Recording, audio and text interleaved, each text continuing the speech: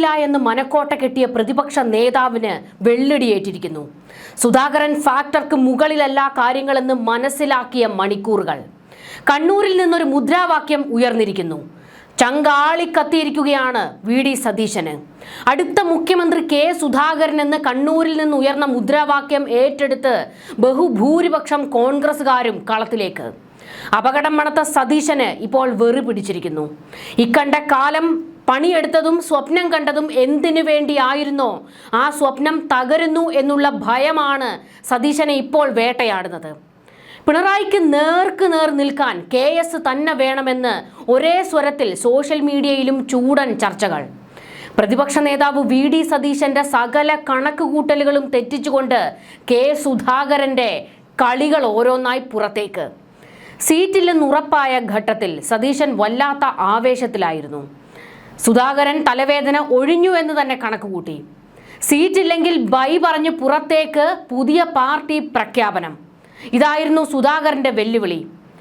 KSന്റെ ഈ ബോംബ് പൊട്ടിക്കൽ ഇതോടെ തല പിളർന്നു വീണത് സതീശൻ തന്നെയായിരുന്നു. പ്രതിപക്ഷ നേതാവിന് ആ സെക്കൻഡുകളിൽ തന്നെ മനസ്സിലായി ഇനി ഇതെന്റെ കയ്യിൽ നിൽക്കില്ല എന്ന്. കാരണം സുധാകരന്റെ ഈ വെല്ലുവിളിക്ക് മുൻപിൽ ഹൈക്കമാൻഡിന് വഴങ്ങേണ്ടി വരും.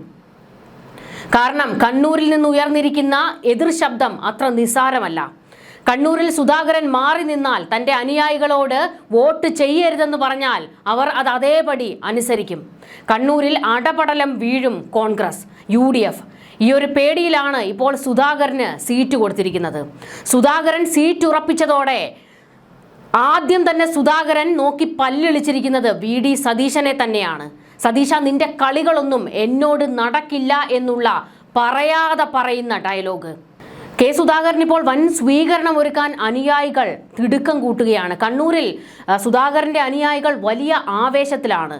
അതായത് തെരഞ്ഞെടുപ്പ് കഴിയും മുൻപ് തന്നെ സുധാകരൻ വിജയിച്ച ഒരു ആവേശത്തിലാണ് കണ്ണൂരിൽ നിന്നുള്ള KS പക്ഷക്കാർ ഇപ്പോൾ കളത്തിലേക്ക് ഇറങ്ങിയിരിക്കുന്നത്. ദില്ലിയിൽ നിന്ന് നാളെ കണ്ണൂരിലെത്തുന്ന സുധാകരന് വമ്പൻ സ്വീകരണം ഒരുക്കുമെന്നാണ് അവർ പ്രഖ്യാപിച്ചിരിക്കുന്നത്. എയർപോർട്ട് മുതൽ റോഡ് ഷോയായി സ്വീകരിക്കാനാണ് ആലോചന. ദിവസങ്ങൾ നീണ്ടുനിന്ന നാടകീയതകൾക്കൊടുവിലാണ് സുധാകരന് കണ്ണൂരിൽ സീറ്റ് ഉറപ്പിക്കാനായത്. പാർട്ടിയോടിടഞ്ഞ സുധാകരന് കണ്ണൂർ സീറ്റ് നൽകി പ്രശ്നം പരിഹരിക്കാൻ ഒടുക്കം ഹൈക്കമാൻഡ് തീരുമാനിക്കുകയായിരുന്നു. കടുത്ത അതൃപ്തിയിൽ തുടരുകയായിരുന്ന സുധാകരൻ അവസാന ഘട്ടത്തിലും അനുനയത്തിന് വഴങ്ങിയതേയില്ല. ഞാൻ പുറത്തേക്ക് പോകുന്നു എന്നുള്ള കട്ടായം നിലപാടിൽ നിൽക്കുകയായിരുന്നു.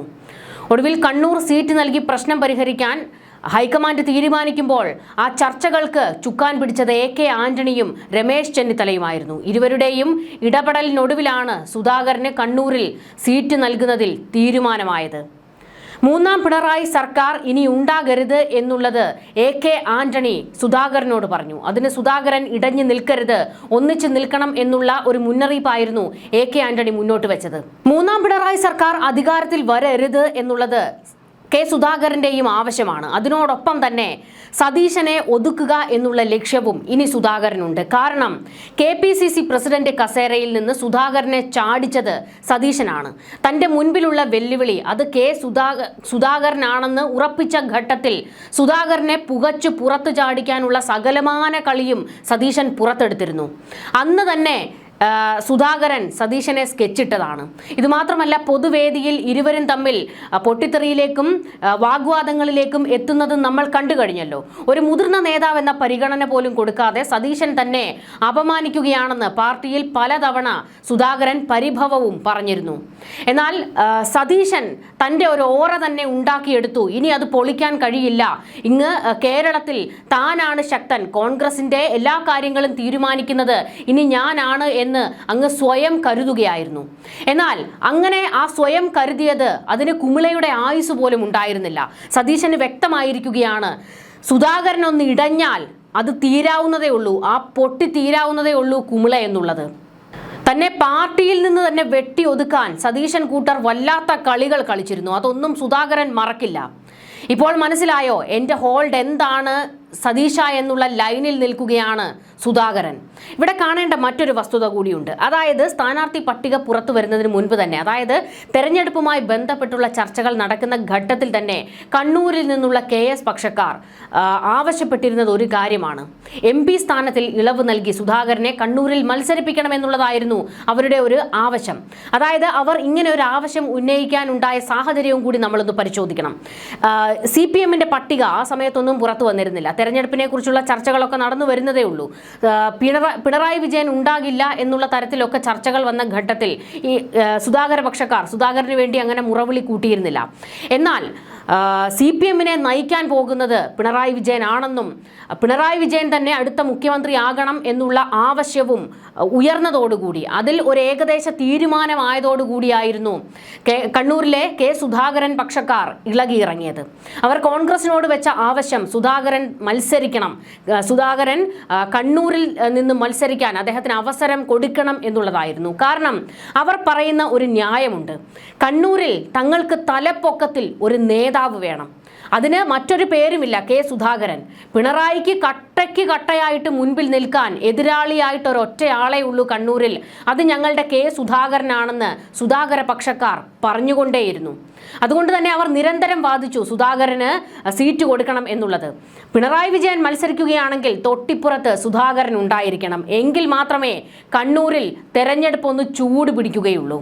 കട്ടയ്ക്ക് നിൽക്കാൻ തക്ക നേതാക്കൾ ഇരുപക്ഷത്തും വേണം എന്നുള്ളതായിരുന്നു അവരുടെ ആവശ്യം. മാത്രമല്ല സുധാകരന് തന്നെ അറിയാമായിരുന്നു ഈ ഒരു തവണ കൂടി മത്സരിക്കാൻ കഴിയും, ചിലപ്പോൾ അടുത്ത തവണ മത്സരിക്കാൻ തനിക്ക് കഴിഞ്ഞേക്കില്ല എന്ന് സുധാകരനും കൃത്യമായ ബോധ്യമുണ്ടായിരുന്നു. പിണറായി നിൽക്കുമ്പോൾ തൊട്ടിപ്പുറത്ത് ഞാൻ വേണം എന്നുള്ളത് സുധാകരന്റെയും ഒരു ആവശ്യമാണല്ലോ. അതുകൊണ്ട് തന്നെയാണ് ഇങ്ങനെ ഒരു കടുംപിടുത്തത്തിൽ സുധാകരൻ എത്തിയത് എന്നുള്ള ചില വിവരങ്ങൾ പുറത്തേക്ക് വരുന്നുണ്ട്. അപ്പോൾ പിണറായിക്ക് തലപ്പൊക്കത്തിൽ CPM പിണറായിയെ തലപ്പൊക്കത്തിൽ ഉയർത്തി കാണിക്കുമ്പോൾ തൊട്ടിപ്പുറത്ത് കണ്ണൂരിൽ സുധാകരൻ തന്നെ തലപ്പൊക്കത്തിൽ വേണമെന്ന് KS പക്ഷക്കാർ വാദിച്ചതും കളിയാകെ മാറിമറിഞ്ഞു. പക്ഷേ ഇവിടെ VD സതീശൻ കണക്ക് കൂട്ടിയിരുന്നത് താനാണ് പിണറായിക്ക് പോകുന്ന എതിരാളി എന്നായിരുന്നു. എന്നാൽ പലപ്പോഴും പിണറായിക്ക് മുൻപിൽ അടിയറവ് പറയുന്ന പ്രതിപക്ഷ നേതാവിനെ നമ്മൾ പലതവണ കണ്ടു കഴിഞ്ഞതാണ്. കൃത്യമായി പിണറായിക്ക് നേരെ വിരൽ ചൂണ്ടാനോ പിണറായിക്ക് നേരെ വിമർശനങ്ങൾ ഉന്നയിക്കാനോ പിണറായിയെ നേർക്ക് നേർ നിന്ന് വെല്ലുവിളിക്കാനോ ഉള്ള ഒരു ധൈര്യം പ്രതിപക്ഷ നേതാവ് കാണിച്ചിട്ടില്ല. ഇവിടെ ഒരു പ്രതിപക്ഷ നേതാവ് ഉണ്ടോ എന്നുള്ള ചോദ്യം പോലും കേരളം ഉയർത്തിയത് പല ഘട്ടത്തിൽ നമ്മൾ കണ്ടതാണ്. എന്തിനേറെ രാഹുൽ മാങ്കൂട്ടത്തിൽ കാണിക്കുന്ന പിണറായിക്ക് നേരെ വിരൽ ചൂണ്ടാൻ എടോ വിജയ എന്ന് വിളിക്കാൻ രാഹുൽ മാങ്കൂട്ടത്തിൽ കാണിക്കുന്ന ധൈര്യവും നട്ടെല്ലും പോലും പലപ്പോഴും ഈ പറയുന്ന VD സതീശൻ കാണിച്ചിട്ടില്ല. ഇതുമാത്രമല്ല KSU പ്രവർത്തകർ, യൂത്ത് കോൺഗ്രസ് പ്രവർത്തകർ പിണറായി പോലീസിന്റെ അടികൊണ്ട് തെരുവിൽ ചോര തുപ്പുമ്പോൾ പോലും അവർക്ക് വേണ്ടി സംസാരിക്കാൻ സതീശൻ വന്നിട്ടില്ല. പക്ഷെ ആ ഘട്ടത്തിലൊക്കെ ശക്തമായി സംസാരിച്ച് പിണറായിക്ക് നേരെ വിമർശനങ്ങൾ ചൊരിഞ്ഞ് K. സുധാകരൻ രംഗത്ത് വരുന്നത് നമ്മൾ പലപ്പോഴും കണ്ടു. അതുകൊണ്ട് തന്നെ പിണറായിക്ക് പോകുന്ന ഒരു എതിരാളി അത് സുധാകരനാണ് എന്നുള്ള ഒരു പ്രതീതിയുണ്ട്. അതുകൊണ്ട് തന്നെയാണ് സുധാകരൻ കണ്ണൂരിൽ മത്സരിക്കണമെന്ന് സുധാകര പക്ഷക്കാർ ആവശ്യപ്പെട്ടതും സുധാകരന് സീറ്റില്ലെങ്കിൽ ഞങ്ങൾ വോട്ട് ചെയ്യില്ല എന്നവർ വലിയ വെടി പൊട്ടിച്ചതിന് കാരണവും. ഒടുക്കം ഹൈക്കമാൻഡിന് വഴങ്ങേണ്ടി വന്നിരിക്കുകയാണ്. എന്തായാലും ഇനി ഉറപ്പായിട്ടും ഒരു കാര്യം നമുക്ക് വ്യക്തമായി പറയാം, സുധാകരനെ തന്നെയായിരിക്കും ഇവർ ഉയർത്തി കാണിക്കാൻ പോകുന്നത്. പിണറായിക്ക് നേരെ കോൺഗ്രസ് ഉയർത്തി കാണിക്കാൻ പോകുന്ന പേര് സുധാകരൻ്റേത് തന്നെയാണ് എന്നുള്ളത് ഇതിൽ നിന്ന് ഏകദേശം വ്യക്തമായിരിക്കുകയാണ്. ഇതോടുകൂടി കട്ടൗട്ടും ഫ്ലെക്സും എല്ലാം മടക്കി വെക്കേണ്ട ഗതികേടിലാണ് ഇപ്പോൾ VD സതീശൻ എത്തിയിരിക്കുന്നത്.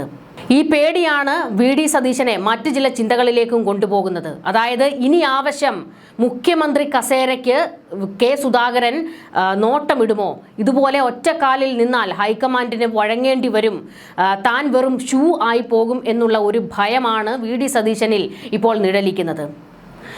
സതീശൻ ചോദിച്ചു മേടിച്ചു എന്ന് വേണം പറയാൻ. രാഹുൽ വിഷയത്തിൽ സതീശനോട് എതിർത്ത് നിൽക്കുന്ന രാഹുൽ ഷാഫി കൂട്ടർ, അതായത് സൈബർ ഗ്രൂപ്പുകൾ ഇരുവരുടെയും, ഇവർക്ക് VD സതീശനെ കണ്ടുകൂടാ. എന്നാൽ സുധാകരനോട് നല്ല ചായ്വുമാണ്. അതിന്റെ കാരണം രാഹുൽ മാങ്കൂട്ടത്തിലിനെ പാർട്ടിയിലേക്ക് തിരിച്ചെടുക്കണമെന്ന് സുധാകരൻ വെട്ടിത്തുറന്ന് പറഞ്ഞിരുന്നു. ഇതോടുകൂടി സുധാകര പക്ഷത്തേക്ക് രാഹുലിൻ്റെയും ഈ പറയുന്ന ഷാഫി പറമ്പിലിൻ്റെയും ഒക്കെ സൈബർ ഗ്രൂപ്പുകൾ ചാഞ്ഞിരുന്നു. ഇന്നിപ്പോൾ ശ്രദ്ധിച്ചാൽ മതി, കെ സുധാകരന് സീറ്റ് കൊടുക്കണമെന്ന് രാഹുൽ മാങ്കൂട്ടത്തിലിൻ്റെ ഗ്രൂപ്പും ആവശ്യപ്പെടുന്ന ഒരു രീതിയിലേക്ക്, ആ ഒരു സാഹചര്യത്തിലേക്ക് കാര്യങ്ങൾ എത്തുന്നത് നമ്മൾ കണ്ടതാണ്.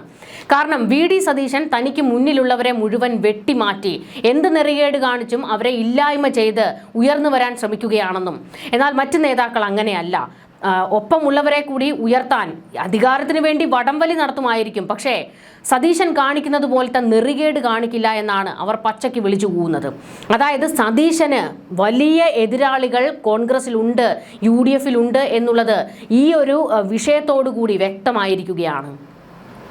വെറും ചീള് കേസെന്ന് കരുതി സതീശൻ കൈവച്ചത് മൂർഖൻ പാമ്പിനെ തന്നെയായിരുന്നു. സുധാകരൻ നിവർന്നൊന്ന് നിന്നപ്പോൾ സതീശൻ ദേ നടുവൊടിഞ്ഞ് നിലത്തേക്ക്. കോൺഗ്രസിനെ പിടിച്ചുലച്ച സുധാകര പ്രളയം ഒടുവിൽ ഇപ്പോൾ സീറ്റ് കൊടുക്കുന്നതോടുകൂടി ശാന്തമാകുകയാണ്. എന്നാൽ അശാന്തി പടർന്നിരിക്കുന്നത് VD സതീശന്റെ നെഞ്ചിനുള്ളിലാണ്. ഇനി എന്തൊക്കെയാണ് സംഭവിക്കാൻ പോകുന്നത് എന്നുള്ള പേടി സതീശനെ വേട്ടയാടി തുടങ്ങിയിട്ടുണ്ട്. സതീശൻ ഇതുവരെ കരുതിയിരുന്നത് താൻ ഒരു കരുത്തുറ്റ നേതാവ്, കോൺഗ്രസിൽ എൻ്റെ വാക്കിനൊരു വിലയുണ്ട് എന്നൊക്കെയുള്ള ഒരു ധാരണയുണ്ടായിരുന്നു. പക്ഷെ അതെല്ലാം തെറ്റിദ്ധാരണയായി പോയി എന്നുള്ളത് ഇപ്പോൾ ഏകദേശം VD സതീശന് മനസ്സിലായിരിക്കുകയാണ്.